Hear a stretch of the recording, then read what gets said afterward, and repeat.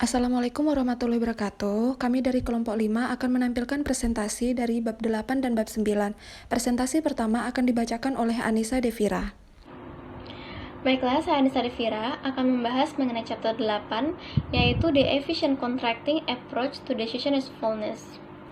Teori kontrak yang efisien mempelajari peran informasi akuntansi keuangan dalam memoderasi asimetri informasi antara pihak-pihak yang berkontrak. Kontrak yang efisien adalah komponen penting dari keberpihakan ini, yakni dari pihak-pihak yang melakukan kontrak. Perusahaan mengadakan banyak kontrak seperti dengan pelanggan, pemasok, manajemen, karyawan lain, dan pemberi pinjaman. Untuk tata kelola perusahaan yang baik, kontrak ini haruslah efisien. Artinya, mereka harus mencapai trade-off yang optimal antara manfaat dan biaya kontrak. Sumber permintaan kontrak yang efisien untuk informasi akuntansi keuangan. Yang pertama adalah pemberi pinjaman. Terdapat dua aspek dalam kontrak hutang yang harus diperhatikan. Yang pertama, manajemen memiliki informasi terbaik terkait kondisi perusahaan. Yang kedua, pemberi pinjaman menghadapi asimetri payoff.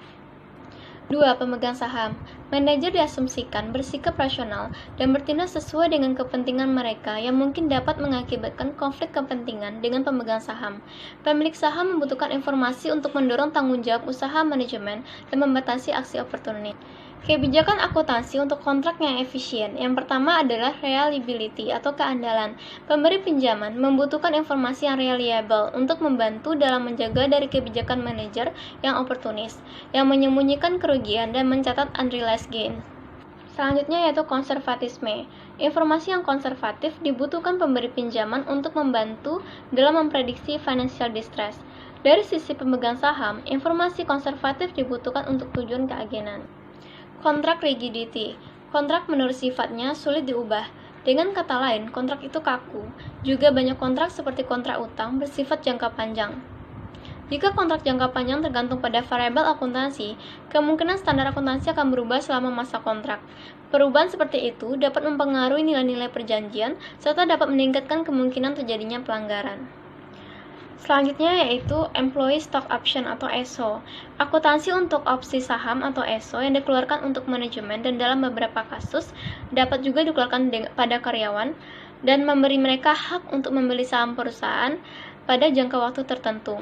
Sampai pada sekitar tahun 2005, akuntansi untuk ESO di Amerika Serikat dan di tempat lain didasarkan pada opini 1972 Dewan Prinsip Akuntansi. APB tidak mensyaratkan akuntansi nilai wajar untuk ESO karena kesulitan membangun nilai. Namun, situasi ini agak berubah dengan munculnya formula baru yaitu penetapan harga opsi Black-Scholes. Diasumsikan bahwa opsi dapat diperdagangkan secara bebas, sedangkan ESO kemungkinan tidak dapat ditransfer dan tidak dapat dilakukan sampai tanggal penerimaan saham. Jika karyawan meninggalkan perusahaan, maka akan terdapat kemungkinan hak opsinya hilang, dan dapat juga pembatalan pada kemampuan karyawan untuk menjual saham yang diperolehnya. Rumus Black-Scholes mengasumsikan bahwa opsi tidak dapat dilakukan sebelum kadaluarsa, yaitu menurut opsi dari Eropa, sedangkan ESO adalah opsi Amerika, yaitu maka dapat dilakukan sebelum kadaluarsa. Namun demikian, dirasakan oleh banyak pihak bahwa Black-Scholes memberikan dasar yang masuk akal untuk estimasi nilai wajar ESO. Ada beberapa konsep sebelum kerangka konseptual teori kontrak ini. Yang pertama yaitu Black-Scholes pada tahun 1993, Hubbard pada tahun 1994, Hubbard dan Lang pada tahun 1996, Hall dan Murphy pada tahun 2002, Bartov dan Mohanram pada tahun 2004, Ebody dan Kasdik pada tahun 2000, Baker, Collins dan Retenga pada tahun 2009, Burnell dan Gerald pada tahun 2009, dan Chaudhry pada tahun 2011. Baiklah, selanjutnya akan dibahas oleh teman saya yaitu Dina Ritwana. Kepada Dina dipersilakan. Perkenalkan, nama saya Dina Ritwana Aflaha, nomor BP 16 yang selanjutnya akan menjelaskan bagian F yaitu Discussion and Summary of ESO Expensing. Sebenarnya manajemen itu merasa berat dengan adanya ESO karena tidak menerima efisiensi pasar sekuritas yang lebih rendah. Bisa ada juga kemungkinan yang lain yaitu dalam kontrak ada laba yang dilaporkan lebih rendah sehingga meningkatkan pelanggaran perjanjian hutang. Akibatnya kompensasi manajemen dapat berkurang. Hal ini juga mengakibatkan berkurangnya kemampuan manajer dalam meningkatkan ESO melalui tindakan oportunistik seperti pompa, dump, keterlambatan waktu dan sebagainya. Karena inilah kontrak kompensasi tidak terlalu efisien. Menurut Mian dan Smith tahun 1990, semakin besar ketergantungan antara perusahaan anak dan perusahaan induk, maka semakin efisien, yaitu semakin rendah biaya kontraknya untuk melaporkan laporan keuangan konsolidasinya. Karena hal itu dievaluasi bersamaan. Yang kedua yaitu teori Dechau tahun 1994 berkata jika akrual mencerminkan kontrak yang efisien, laba bersih harus lebih dikaitkan dengan pengembalian arus kas.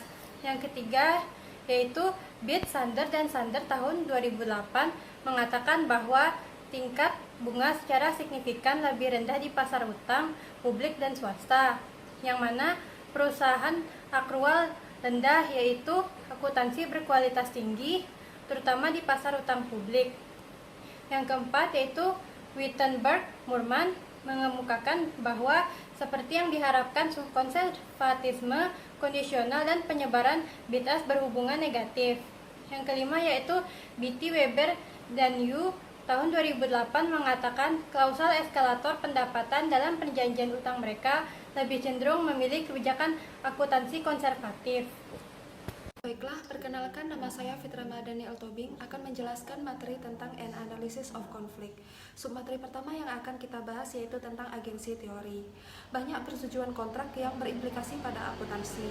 Ada dua tipe kontrak penting dalam persetujuan ini, yaitu hubungan kerja, di mana berkaitan antara perusahaan dengan manajer puncak atau pemilik dengan agen, dan peminjam di mana berkaitan dengan manajer dan kreditur. Dalam teori keagenan, hubungan agensi itu muncul ketika satu orang atau lebih yang disebut dengan prinsipal memberikan pekerjaan kepada orang lain atau agen untuk memberikan suatu jasa dan kemudian mendelegasikan wewenang untuk membuat keputusan kepada agen tersebut. Hubungan antara prinsipal dengan agen akan mengarah kepada kondisi ketidakseimbangan informasi karena agen memiliki informasi yang lebih banyak daripada prinsipal. Dengan asumsi-asumsi bahwa individu bertindak untuk memaksimalkan kepentingannya sendiri, maka dengan informasi yang asimetris tersebut akan mendorong agen tersebut untuk menyembunyikan beberapa informasi yang tidak diketahui oleh prinsipal.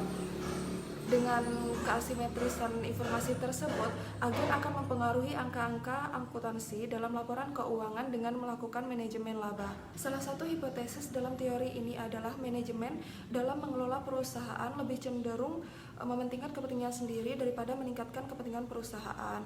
Contoh nyata yang dominan terjadi dalam kegiatan perusahaan adalah disebabkan karena agen tersebut memiliki informasi yang lebih banyak daripada prinsipal atau disebut dengan keunggulan informasi, sedangkan prinsipal itu lebih mementingkan kepentingannya sendiri atau kepentingan pribadi dikarenakan dia memiliki keunggulan kekuasaan. Salah satu cara yang digunakan untuk mengatasi masalah kontrak dan membatasi perilaku opportunistic management adalah dengan corporate governance. Prinsip-prinsip pokok corporate governance yang dilakukan agar terselenggaranya good governance, corporate governance adalah akuntabilitas, transparansi, keadilan, dan responsibilitas.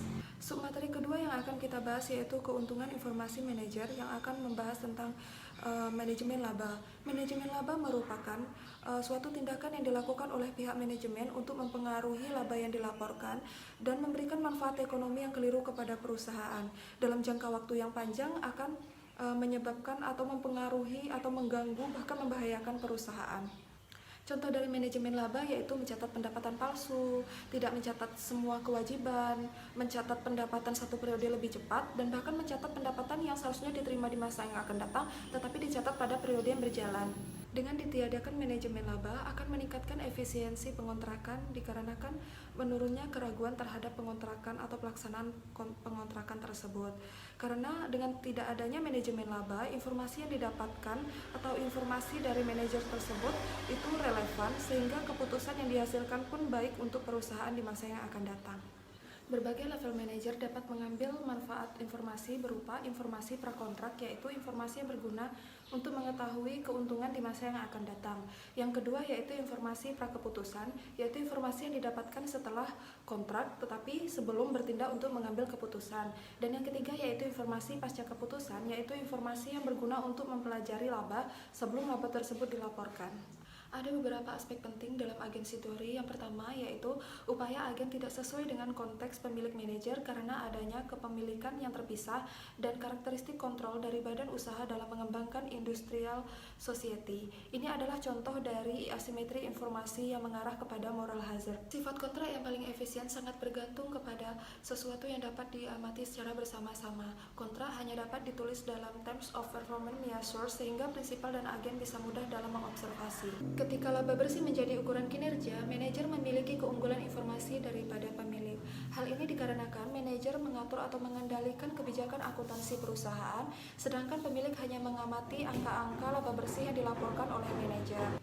Hal ini mengarah kepada kemungkinan manajer untuk melakukan manajemen laba.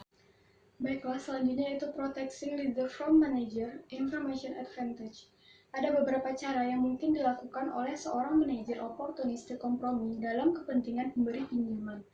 Misalnya dengan yang pertama yaitu membayar dividen yang berlebihan, yang kedua melakukan pinjaman tambahan, yang ketiga melakukan proyek yang sangat berisiko, terutama jika perusahaan sedang mendekati kesulitan keuangan. Perjanjian utang tidak sepenuhnya menghilangkan kesulitan keuangan perusahaan, tetapi juga menghasilkan bunga dan pokok pembayaran yang tidak dibayarkan. Selama perjanjian utang didasarkan pada variabel akuntansi yang andal dan konservatif, cara lain untuk melindungi kepentingan pemberi pinjaman adalah dengan meminta manajer untuk mengendalikan hutang perusahaan. Jika suatu perusahaan mendekati kesulitan keuangan dan manajer tidak memiliki hutang, maka ia akan mungkin tergoda untuk mengadopsi yang terlalu berisiko. Jika mereka membayar, maka kesusahan akan berhenti. Namun sebaliknya, jika tidak membayar, maka kreditur akan menanggung banyak kerugian. Selanjutnya yaitu Edmonds dan Liu tahun 2011 menganalisis model agensi di mana agensi memilih antara proyek yang aman dan berisiko dan juga dapat mengarahkan dua jenis upaya. Yang pertama yaitu jenis upaya yang dikhususkan untuk meningkatkan nilai perusahaan yang diharapkan, mengingat bahwa perusahaan tetap solvent dan yang menguntungkan bagi pemegang saham. Yang kedua yaitu untuk memaksimalkan nilai perusahaan yang diharapkan. Jika perusahaan menjadi bangkrut, maka akan menguntungkan bagi si pemegang saham. Selanjutnya yaitu implikasi of agency theory for accounting. Yang pertama, is two better than one. Apakah dua lebih baik daripada satu? Alstom pada tahun 1979 memberikan lanjutan dari agensi model untuk menghitung ukuran yang lebih dari satu kinerja. Yang kedua yaitu rigidity of contracts. Agensi mengasumsikan bahwa pengadilan memiliki kewenangan untuk menegakkan ketentuan kontrak dan mengadili sengketa. Sedangkan pihak dalam kontrak yang bisa saling bersepakat untuk mengubah ketentuan kontrak menyusul realisasi tidak terduga dari keadaan. Selanjutnya rekonsiliasi teori pasar efek efisien dengan konsekuensi ekonomi. Keselarasan ini menjelaskan kenapa kebijakan akuntansi memiliki konsekuensi ekonomi, meskipun ada implikasi dari teori pasar efisien sekuritas. Selain teori efisien pasar sekuritas, hanya pilihan kebijakan akuntansi yang mempengaruhi arus kas yang diharapkan menciptakan konsekuensi ekonomi. Argumen berbasis kontrak yang telah diberikan untuk konsekuensi ekonomi tidak tergantung pada pilihan kebijakan akuntansi yang memiliki efek arus kas langsung. Sebetulnya ini adalah kekakuan yang dihasilkan oleh penandatanganan mengingat kontrak yang tidak lengkap yang menciptakan kekhawatiran manajer dan mengarahkan intervensi mereka dalam proses penetapan standar. Demikian hasil presentasi dari kelompok 5. Maaf apabila ada kesalahan. Kami akhiri dengan wabillahi taufiq wal hidayah. Wassalamualaikum warahmatullahi wabarakatuh.